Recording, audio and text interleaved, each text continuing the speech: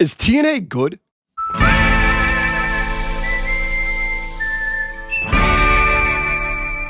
There is a lot of talk about TNA in 2025, both good and bad. And while usually I am breaking down a much more detailed scenario with a company, I think that there is a genuine question to be asked if TNA is good. I think that's the most important question to ask in 2025 about the company.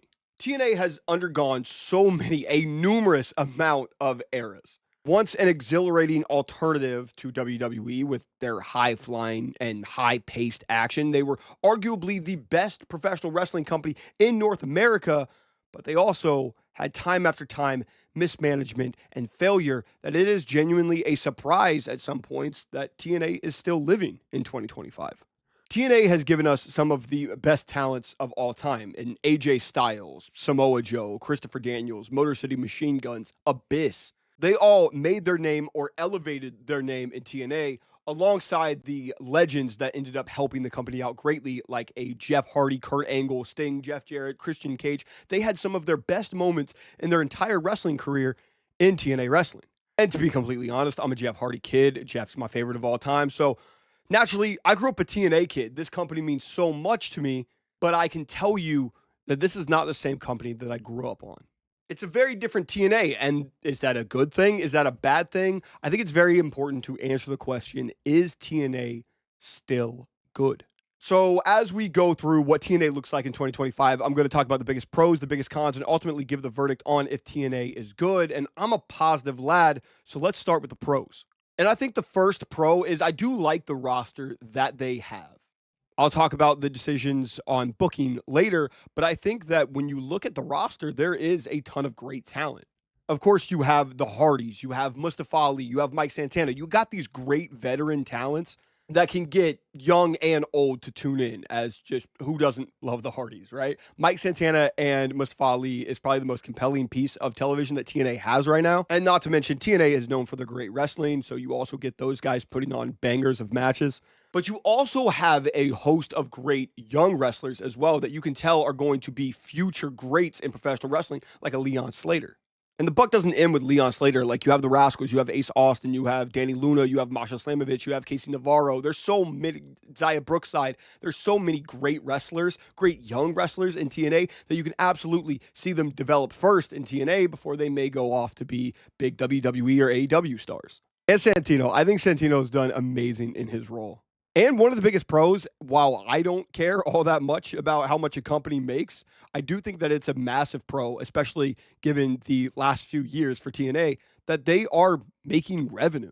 TNA has doubled in their TNA Plus subscribers. Their attendance are up. Their pay-per-views are up. And I think that that's a big deal, considering there was a couple years ago where I didn't know if TNA was going to last.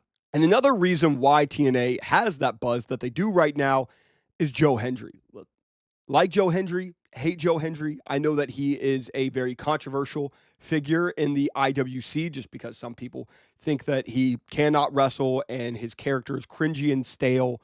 But some people absolutely love the guy, see the humor in his comedy, and think that he is a great piece of TNA. The thing that you cannot argue is that he is beneficial to the company in terms of getting eyes on the product. And him being TNA champion makes all the sense in the world right now just to continue to have people talk. There were people making TikToks with Joe Hendry's music that don't watch WWE. They don't watch AEW. Joe Hendry was one of the biggest wrestlers at some point. And while that buzz may have died down a little bit, I think it makes all the sense in the world for him to be one of the cornerstones of the company at the moment.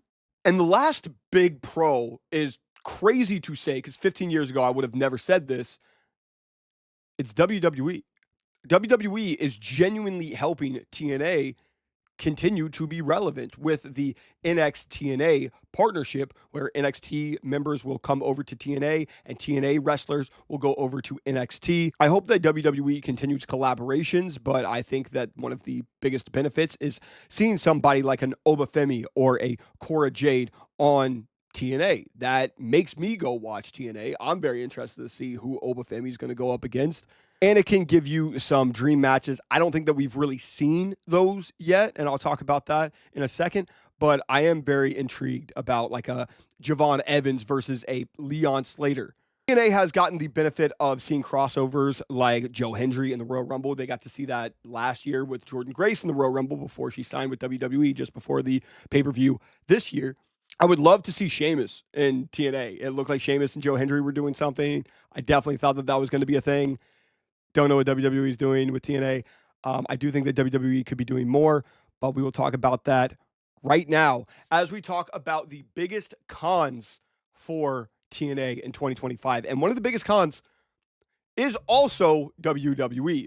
WWE doesn't have to pay the salaries of people like the Hardy Boys, people like Joe Hendry, people like Jordan Grace before she had ended up signing there. They don't have to pay the salary, but they get to use them for their pay-per-views and their big events to sell tickets and knock up their attendance. And I kind of wish that we saw more of an equal value happening for TNA. While we see the biggest stars in TNA go over to NXT, we're not seeing the biggest stars in WWE go over to TNA. We got Joe Hendry in the Royal Rumble. Everyone was praying that we got to see an AJ Styles in TNA back, and we haven't got that. We did get Obafemi for like a week or two, which was cool, but he still hasn't shown up on the pay-per-views. The only wrestlers I think that have shown up on the pay-per-views have been like Cora Jade and Wes Lee, and I'll get into that Wes Lee feud here in a second, but I don't think that there's been equal value of kind of boosting up their attendance, boosting up their sales, boosting up the interest in the weekly product the way that TNA has benefited WWE. I think if this was more equal, I think the pay-per-views and the storylines would deal with Obafemi, would deal with Roxanne Perez, would deal with a Sol Ruca and a Trick Williams, and we just don't really see that equal. I think another big issue with TNA is their booking.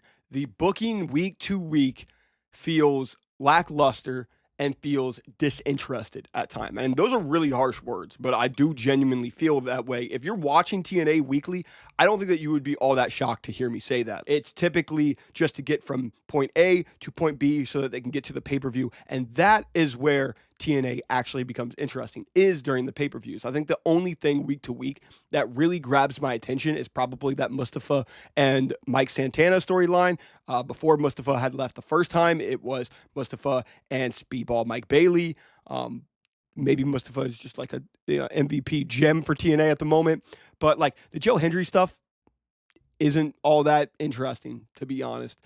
Nick Nemeth, I know that a lot of people were really excited. I thought it was going to be a really cool addition to TNA. I'm not the biggest Dolph Ziggler fan, but I thought it was going to be a cool addition to see him kind of take the reins and put on these amazing matches and kind of prove that WWE fumbled him for so long. And the matches just haven't really hit. The stories haven't really hit. I don't like the story that he's doing with his brother right now. I get that it's supposed to be cringy TV, but that doesn't make it good.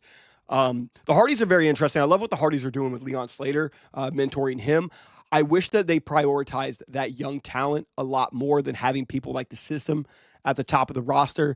No diss to them. It's just, I think that TNA could be a really fun place for a lot of young talent to succeed and thrive. Even something that had, younger talent on there, for example, it just showed the repetitiveness of TNA was the Wesley Rascal storyline. We got the great moments over on NXT, and this is where it's not equal.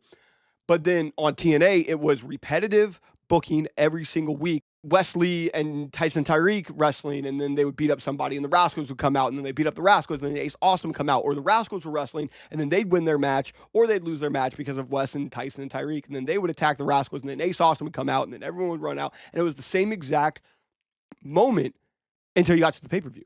It was every single week. It was the repetitiveness. It just feels like they're trying to get by on TV so that they can just get to the pay-per-view where they actually do something that they want and not book compelling stuff week to week. It really has made me feel as though the TV show isn't must watch every single week. I would say the third con is the biggest con. It's mismanagement. And I think that this may go down to ownership. TNA feels like a failed sports franchise or a failing sports franchise where, you see the potential in it, but the ownership just doesn't care. They feel like my Pittsburgh Pirates. It feels like TNA ownership has come in and kind of removed anybody that has had a real passion for the company. For example, the firing of Scott D'Amore shocked everybody from talent to staff to fans.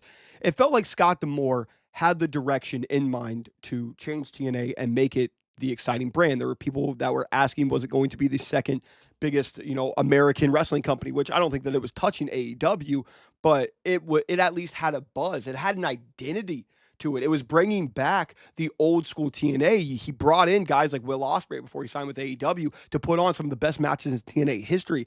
They were prioritizing people like Speedball Mike Bailey, a Mustafa Ali, a Josh Alexander, a Jordan Grace. Jordan Grace re-signed with TNA specifically because of Scott D'Amore. It felt like that direction made sense. They rebranded to TNA, and that was Scott D'Amore's idea once again, and then they kicked him out.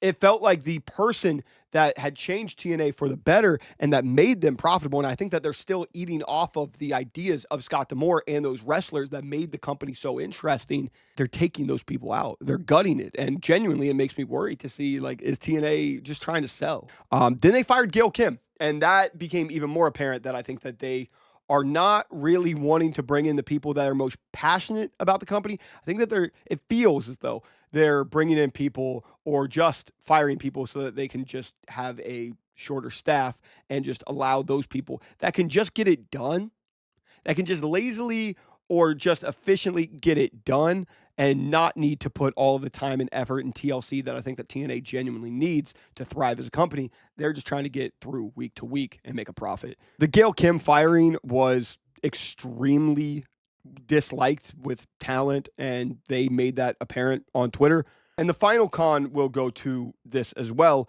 and that's the mass exodus that has happened in TNA over the last year or so. TNA had such a buzz about them around a year ago, and they had brought back the name, and they had all of these great matches. They were bringing in Ospreay and revitalizing the horrible booking that they did with Okada, and there was a lot of fun going around with TNA. Now, over the past year and a half or so, we've lost Jordan Grace. We've lost Motor City Machine Guns. We've lost Kevin Knight. We've lost Kushida. We've lost Josh Alexander. We've lost so many of the people that made TNA what it was. And while it's super exciting to see the Hardys there, it feels as though TNA is kind of prioritizing the losses that they had there. They're not prioritizing quality of performers. They have replaced the people like Jordan Grace, Motor City Machine Guns, Kevin Knight, Josh Alexander, Speedball Mike Bailey, Kushida, and others with Tessa Blanchard, Primo, Epico. Yes, this is not 2009. And Elijah.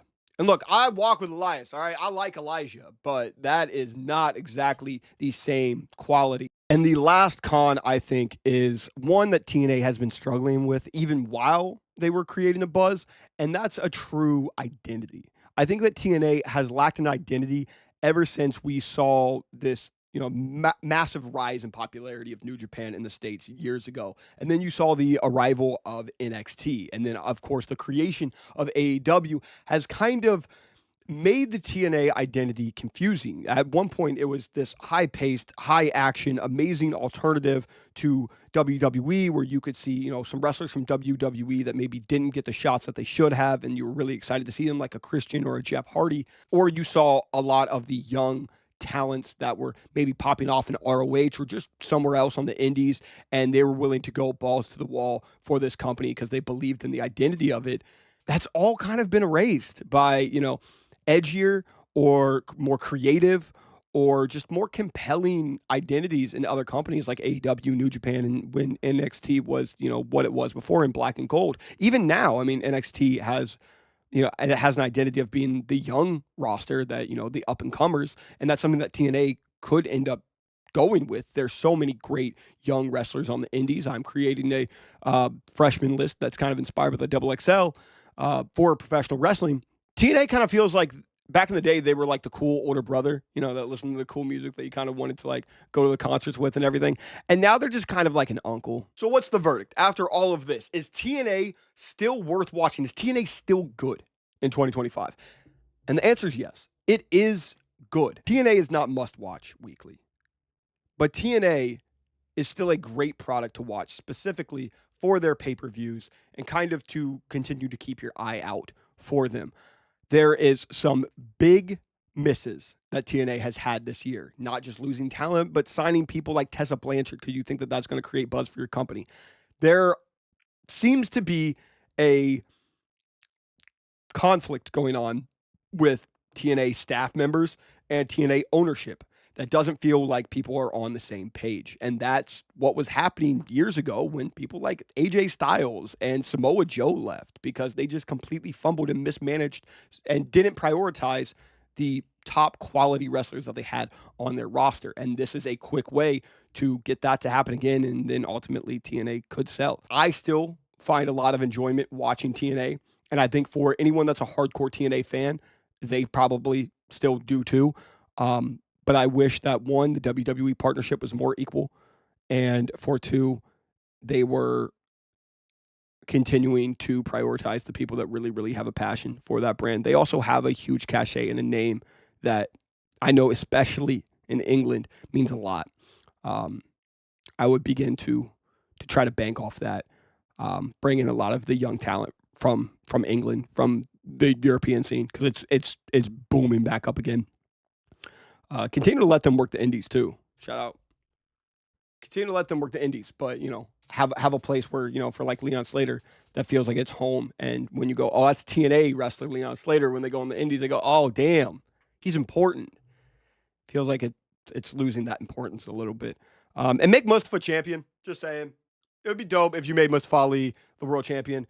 No diss to Joe Hendry. They kind of just didn't really capitalize on Joe Hendry's momentum. That was weird. That was really weird.